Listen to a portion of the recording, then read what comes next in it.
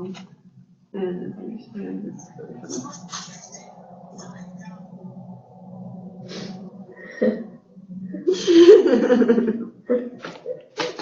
She goes, make my mom go viral. Good. And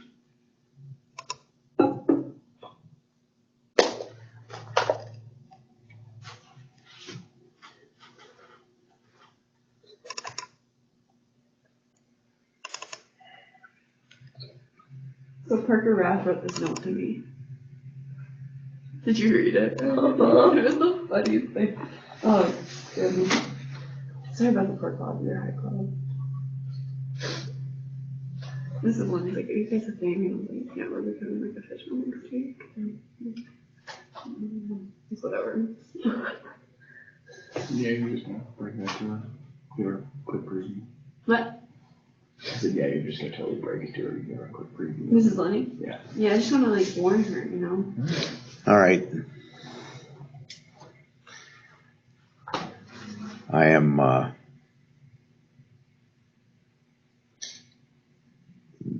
right at this exact moment, anyone in the world who had the right URL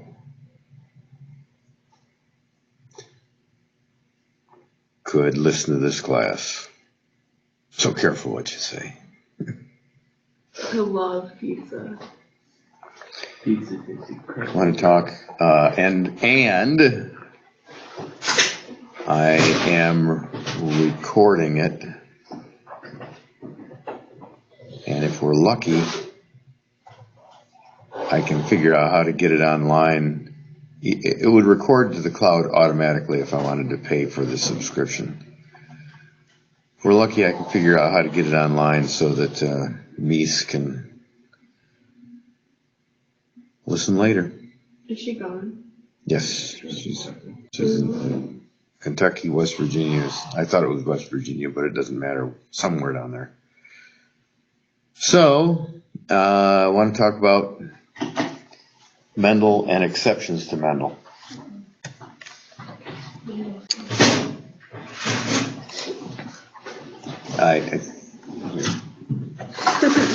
Thank you. Yeah. Ow.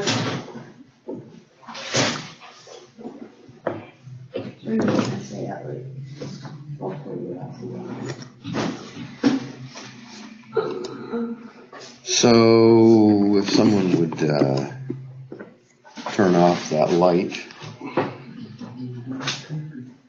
You do it any slower, that'd be amazing.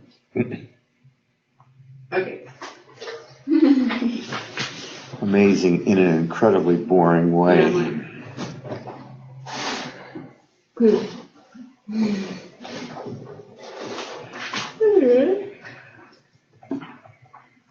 Okay, good night.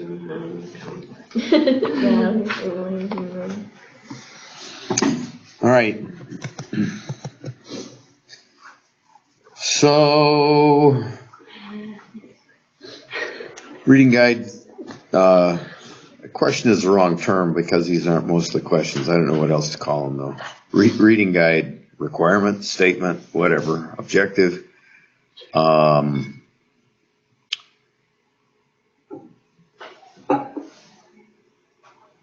Number 9.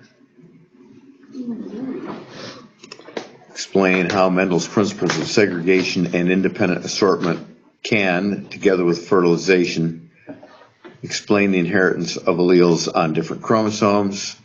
And we've been talking about this. Basically, it's Mendel's idea that you have 2 factors, he called them. We now know they're alleles or genes for each trait. And that because they sort before gametes are formed, and because they split up, by sort we mean separate into one of each, and because they assort randomly, we can end up with genes being passed in all different combinations. That's on. Pardon me? That's on. That's on. I don't know if you want everything. Oh, yes, okay. I'm gonna go grab a comb. So, And right now it doesn't matter because you don't need to see the list of objectives on the screen, but you can if you want to. It will matter when I start drawing little pictures, like probably right about now. So we end up with this this business where I gave you the example yesterday of a heterozygous polled cow or bull. And you could get either the polled gene, which is capital P, or the horn gene, which is lowercase p. Let me briefly explain how we like to use symbols for genetic traits. Usually, we name the genetic trait after the dominant characteristic, and usually we use the dominant characteristic for the letter we're going to use, and the dominant is represented as a capital, and the recessive is represented as the same letter in lowercase. So polled, in the case of cattle, would be P for polled because that's dominant. Not polled or having horns is still P because we're naming it after the dominant trait, but it's lowercase p. Now this convention does not always hold, but it's the rule of thumb unless stated otherwise. So we've got two parents. In the case I was telling you yesterday, they're both big P, little p, and Mendelian genetics, or Mendelian rules would say you had a 50% chance of getting either gene from, let's say, the mother, and you had a 50% chance of getting either gene from, let's say, the father. And so the chance of any combination is 0.5 times 0.5.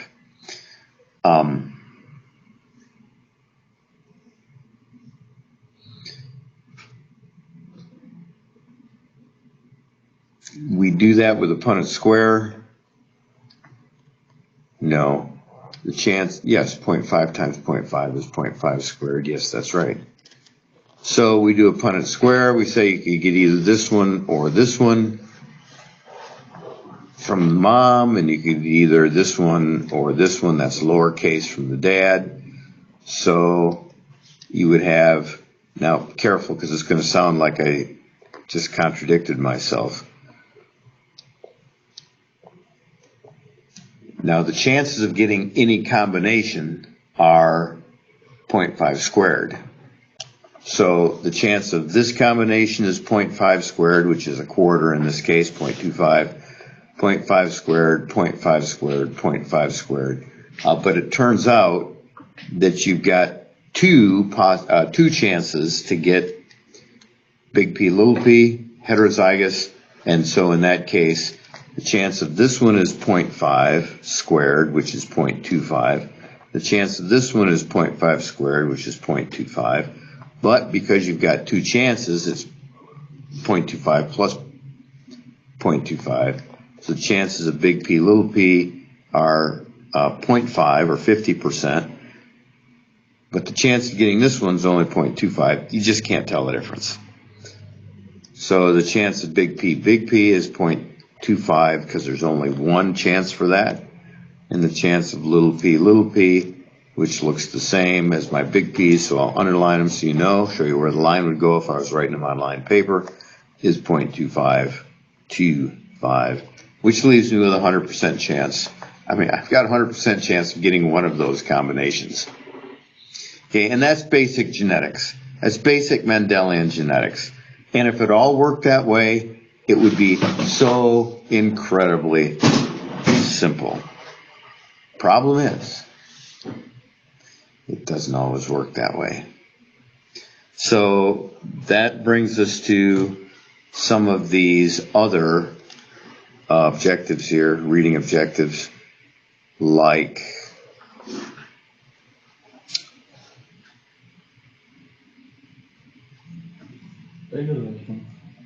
restroom, you said? Yes. Yeah. And I asked you to do number 10. What did you come up with with examples of the probability for single gene traits. What examples did you come up with? I just gave you one. What did you come up with? I did eye color. Okay, and did you use some source or just kind of repeated what I've been telling you? Kind of. Do you want me to do like a different example? Okay, the problem with eye color, and yes, I have been treating it like a single gene trait, but it's not a single gene trait. Okay. But read me what you got. Let's see if you got it right. Okay, so my mom has hazel eyes, and my father has hazel eyes. The probability of me having hazel eyes as well is a 25% chance, because there are two other possible colors that my eyes could be. It could be either all blue or all brown, but the probability is still pretty high. Okay, so. Would that be correct? Not quite.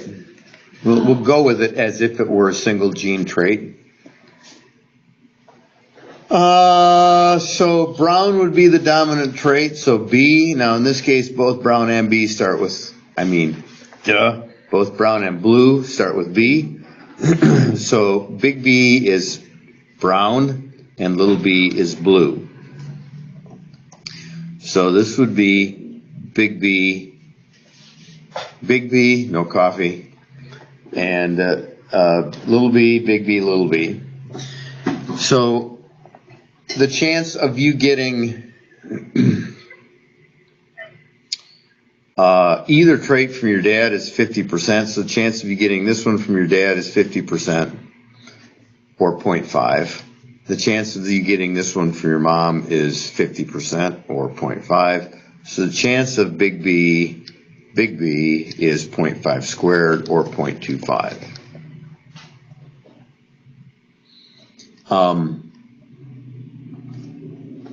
Excuse me.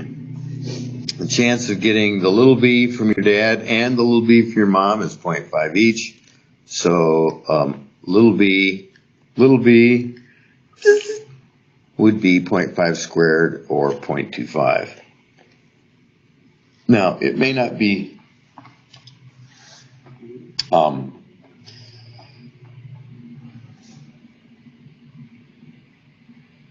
quite so obvious, but we've got a difference here.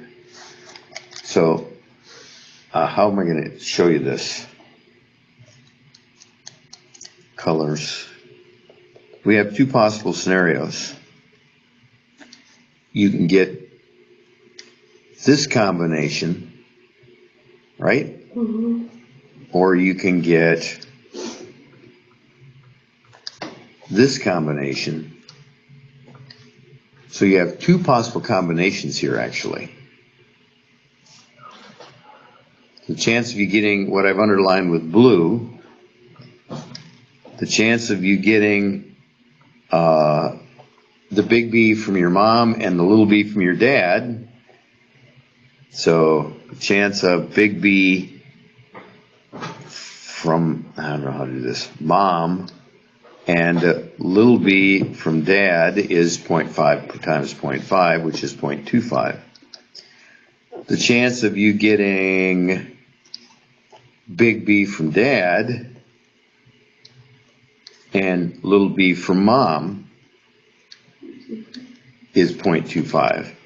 The problem is we can't tell the difference of whether you got it from, which one you got from mom and which one you got from dad. So the chance of you being big B, little b is 0.5. 0.25 from one combination, 0.25 from the other combination. Now okay, that's the hard way to do it. The easy way to do it is the Punnett square, where we say, all right, so big B from mom, little b from dad, which actually would go here, I'm sorry. And if we just fill in these for now, that would be B, B, and this is not working right. This colors, I gotta, Not going to try and show you who's getting what because it's just not coming out, and I can't think right now how to make it come out, and I have no idea why that doesn't want to erase. What's special about that one? I don't know. Okay, big B, you annoying thing. So the easy way is to do the Punnett square, and when we do the Punnett square, we just automatically see that 1 out of 4 is homozygous dominant, 1 out of 4, or 0.25 in other words, is homozygous recessive, and 2 out of 4, or 0.5, is heterozygous. What example did you use? Well, mine is just, if you and your mate are both heterozygous, this is a disease, but not like a specific disease, just a hypothetical disease. But the disease only affects those who are homozygous recessive. The Punnett square, there's a 25% chance that you're having a normal homozygous child, 50% chance of healthy heterozygous carrier child like you and your mate, and a 25% chance of a homozygous recessive child who will probably die from the condition. Okay. Sounds right. I think I followed you. If I followed you, it was right. Okay. Now, it doesn't always work that way. If it worked that way, it'd be great. At least as far as doing biology or learning it, it would be great. It may not be as great as far as life would be because there'd be a lot less variation. But we do have all kinds of other possibilities. So, for example, number 11. Explain how genes being on the same chromosome impact Mendelian expectations. So let's look at that. Instead of doing the genes, let's do the chromosome. Let's say you have someone, remember you've got 2 of every chromosome. Let's just say the second chromosome has gene A and gene B, recessive, for mom, and this other second chromosome has gene A and gene B, dominant.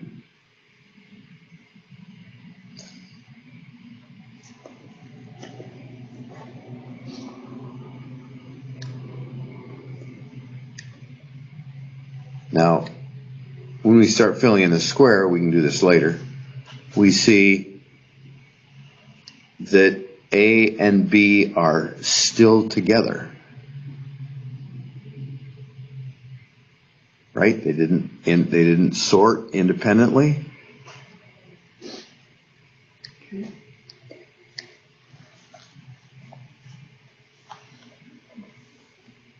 Let's try it this way.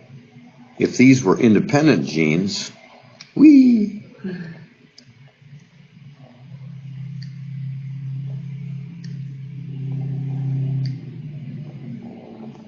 would have a much more complicated Punnett square. You could get little a and big A from the top line parent, or you could get little b and big A from the top line parent, or you could get little a and big B. I shouldn't change the order like I just did. It should be big B,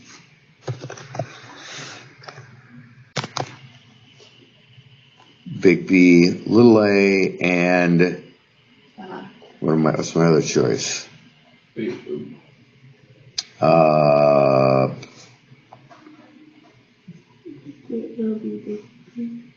b, big B. Got little a, big A. Little B, big B.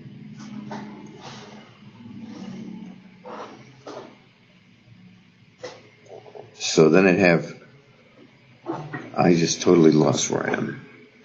Little a, big A, little b, big A, little a, big B, little b. No, I can't have that. I can't have the same things. This is terrible. I'm going to have to list them over here on the side. so that I can, you can have little a,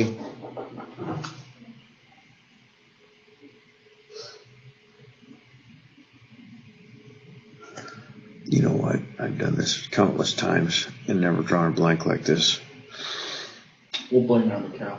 Yeah, sure, blame everything on the cow. Little a, big B, little a, little b, big A, big B, big A, little b. Are those all different? No, these. Okay, so I'm going to change this order and just write these down.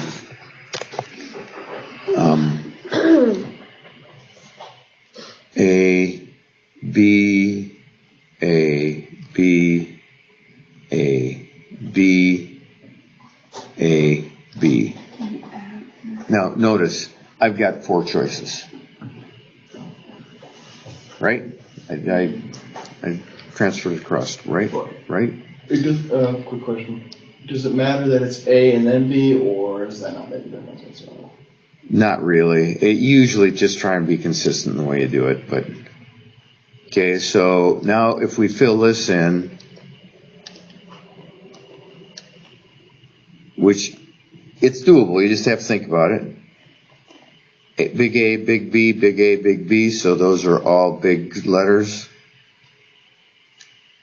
And big A, big A,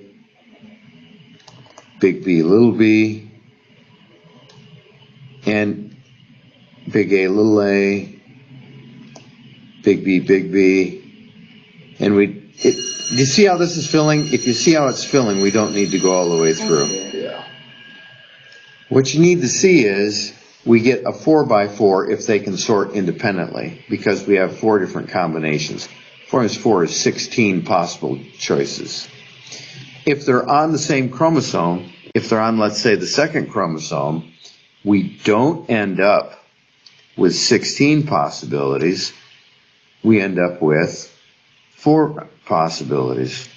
And look, we can have the big A's together, or we can have little a and big A, or if we went down to this corner, we could have all the little letters together. We can have every possible combination.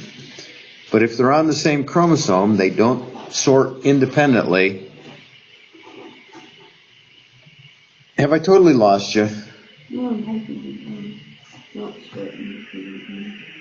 So they don't sort independently. Why? That's the thing. Because they're on the same chromosome. So they just do that. Okay, so let's say we had, and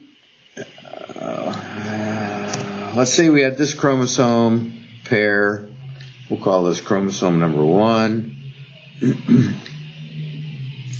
And let's say we have this chromosome pair. We'll call it chromosome number 2. Now, if gene A is here,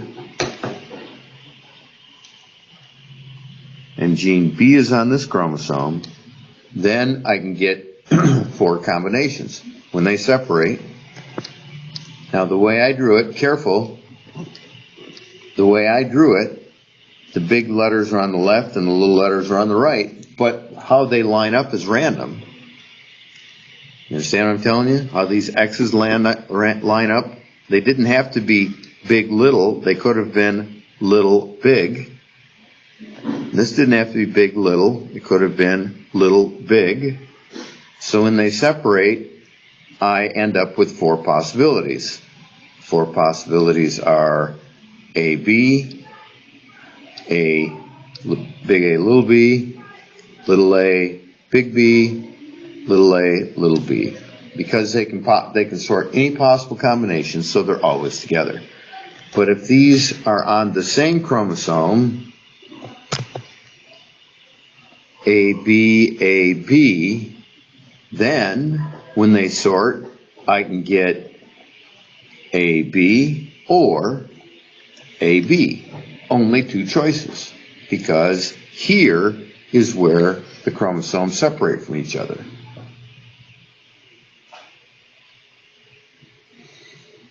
What if we tried it this way? What if I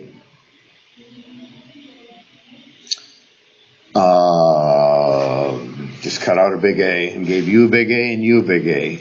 And gave you a little A and her a little A if she were here.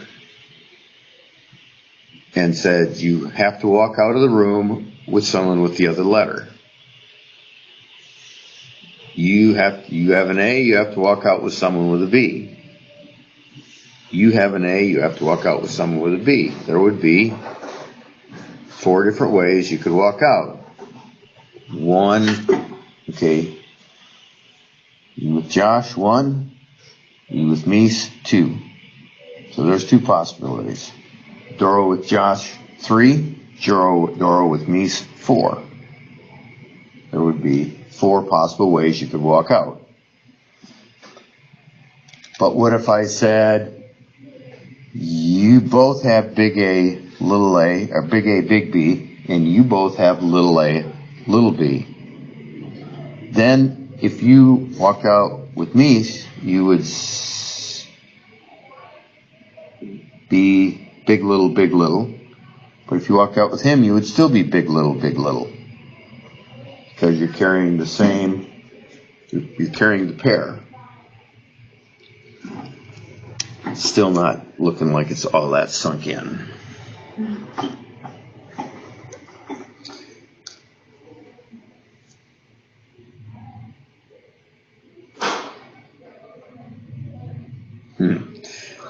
Sharpie on your hand would be kind of fun, but probably not real professional. Is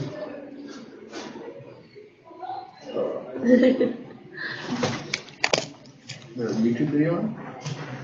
Probably, but I wouldn't know what to search exactly. Sharpie on my hand. Yes. All right. Should people have a way of appropriating Sharpies? There you go. There you go. All right. Big A. Big A. Yep. Hey, this is on chromosome number 1. This is on chromosome number 1. I don't know if that matters or not. Josh, you can have a letter on your hand. Scarlet letter. And Give me your hand. no, if this isn't working, I gotta. You know how to get that off, right? Hand Yeah. sanitizer. You want it off right now? It's up to you. This is not. You're gonna get tats of it after school. They were gonna go to Gotta go Gotta to go the to parlor and say, just go right over that. Yeah, right. The 17th. wear gloves there. I know for the rest of the school year.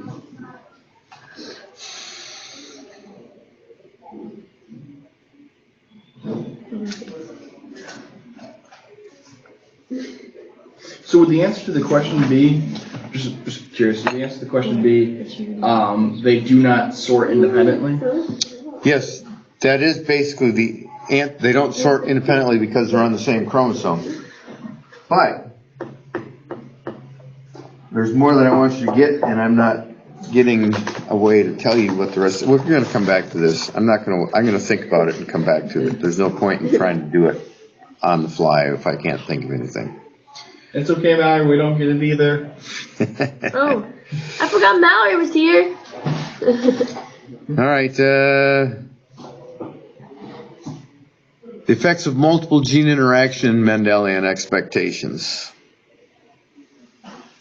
So what if, as in the case of eye color, it is not one single gene that causes the trait to be inherited? Then we end up with all different kinds of combinations. So, eye color with multiple traits. What if, and this is in fact true, there are 3 alleles that control eye color? What if this, and I'm using different letters so we don't get too confused, what if that is brown, brown, and this is blue, blue? So basically, capital letters are dark colors and lowercase letters are light colors. So this is the darkest dark, all capital letters. This is the lightest light, all lowercase letters. Now, at this point, things start to get a lot more complicated, because this is like I don't remember the number, 100, no, it's got to be a 60-something maybe Punnett square, and we're not going to go through all of it. But, okay, so if this was, okay, so maybe this is some Scandinavian blue-eyed blonde hair, maybe, although blue and blonde don't have to go together. Lightest, just sky blue eyes. And this is someone from Africa or the Middle East with just the darkest brown eye. It looks almost black unless you get good light on it because it's so dark. So these two people get married and they have babies. And now this one's easy, I think, to see. You end up with one of each from one parent and one of each from the other parent. And you end up with this person who is probably hazelish eye. Can't tell you exactly what color it would be. But what if two hazel eye people marry, or two medium, whatever color the medium is, and then you start ending up with all different kinds of combinations. All of a sudden, I mean, you might have big, I'm just not going to do the whole Punnett square. I'm just messing that up a little bit. Big B, big C, big D, little d. Well, what would that do? It would be darker than this parent and darker than this grandparent, but lighter than this grandparent. What color would it exactly be? I don't know exactly. Maybe something tending towards green. But what if you ended up with this combination? Well, that would be probably a blue, but not as light a blue as this. Stop it. Not as light a blue as this parent was. So once you start having multiple genes interacting with each other, suddenly it's not as straightforward dominant and recessive. Suddenly you get all kinds of different possible combinations. And if you don't know what's going on, it may look like there is something really strange in the genes for this. And it's only sort of strange, it's not really strange.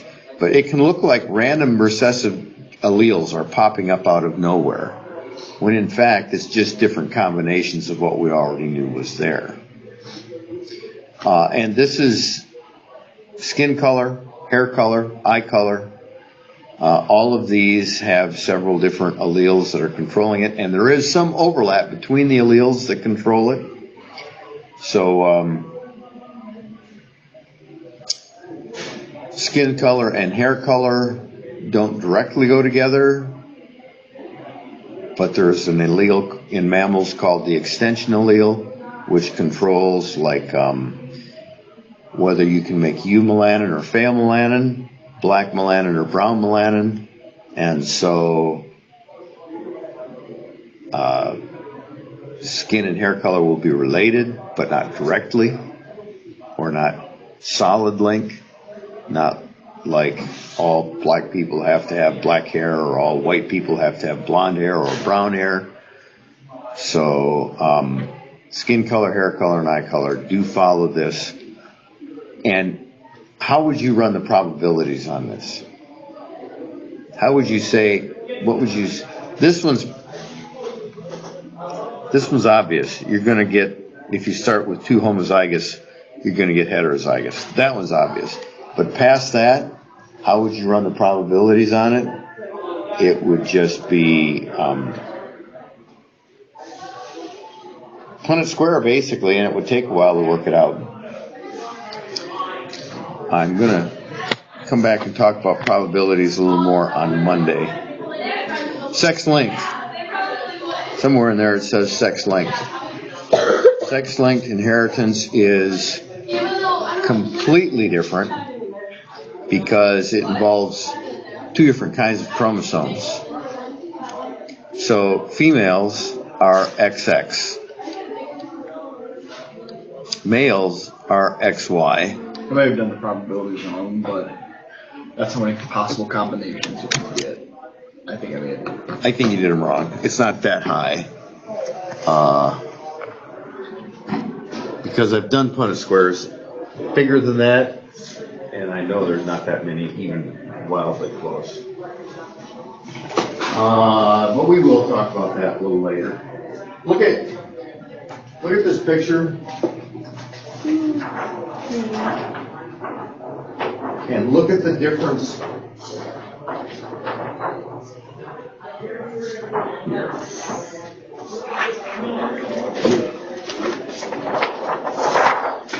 Let's play around, see if I can make this work. Somehow I should be able to get that to open. Active speaker.